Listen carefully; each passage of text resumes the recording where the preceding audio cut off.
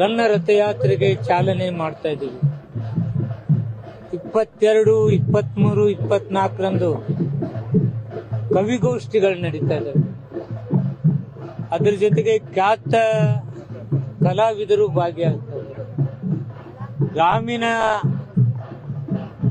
ಆಟಗಳಲ್ಲಿ ಕಬಡ್ಡಿ, ಸಂಗ್ರಾಮ ಕಲ್ಲು ಎತ್ತುವುದು, ಗುಂಡೆತ್ತುವುದು, ಚೀಲ ಎತ್ತುವ ಕಾರ್ಯಕ್ರಮ, ಕ್ರೀಡೆಗಳು ನಡೀತಕ್ಕಂಥದ್ದು. ಒಟ್ಟಾರೆ ರನ್ನ ವೈಭವವನ್ನು ಸರ್ಕಾರ, ನಮ್ಮ ಮುಖ್ಯಮಂತ್ರಿಗಳು ಇವತ್ತು ಅವ್ರಿಗೆ ಆರಾಮಿರ್ಲಾರಕ್ಕೆ ಇವತ್ತಲ್ಲಿ ಬರಲಿಲ್ಲ. ಅವರು ತುಂಬ ಇದರಿಂದ ಹಾರೈಕೆ ಕೊಟ್ಟಿದ್ದಾರೆ, ನಮ್ಗೆ ಹೇಳಿದ್ದಾರೆ. ತಂಗಡಿಗೆ ಅವರಿಗೆ ಜ್ವರ ಇದೆ, ಇವತ್ತು ಬಂದಿದ್ದಿಲ್ಲ. ಅವರು ಹಾರೈಸಿದ್ದಾರೆ. ಇದಕ್ಕೆ ಸಂಪೂರ್ಣವಾಗಿ ಸರ್ಕಾರ ಸಪೋರ್ಟ್ ಮಾಡ್ತಕ್ಕಂಥದ್ದು. ರನ್ನನ ಹಲವಾರು ವಿಚಾರಧಾರೆಗಳನ್ನ ಜನತೆಗೆ ತಿಳಿಸ್ತಕ್ಕಂಥ ಕೆಲಸ ಆಗತ್ತೆ.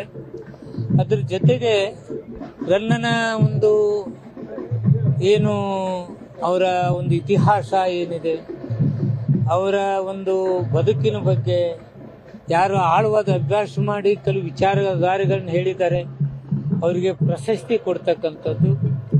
ನಾಡಿನಾದ್ಯಂತ ಹಲವಾರು ಕಲಾವಿದರನ್ನ ಹಾಗೂ ಹಲವಾರು ವಿಚಾರಗಳಲ್ಲಿ ತಮ್ಮದಾದ ಚಾಪನ್ನುತ್ತತಕ್ಕಂಥ ನಾಯಕರಿಗೆ ಸನ್ಮಾನ ಇಟ್ಕೊಂಡಿದ್ದೀವಿ. ನಮ್ಮ ಜಿಲ್ಲೆಯ ಎಲ್ಲ ನಾಯಕರು, ಶಾಸಕರು ಇವತ್ತು ಇಲ್ಲಿ ರನ್ನ ಯಾತ್ರೆಯಲ್ಲಿ ಭಾಗವಹಿಸಿದ್ದಾರೆ.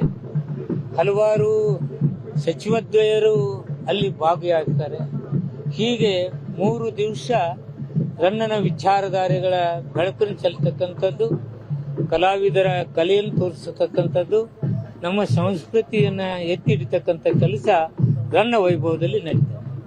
Sir, political question. CM budget ಪೂರ್ವಭಾವಿ ಮಾಡ್ತಾ ಇದ್ದಾರೆ. ಅಬಕಾರಿ ಇಲಾಖೆಗೆ ಏನಾದರೂ ಟಾರ್ಗೆಟ್ ಏನಾದರೂ ಕೊಟ್ಟಿದ್ದಾರೆ? No target, nothing.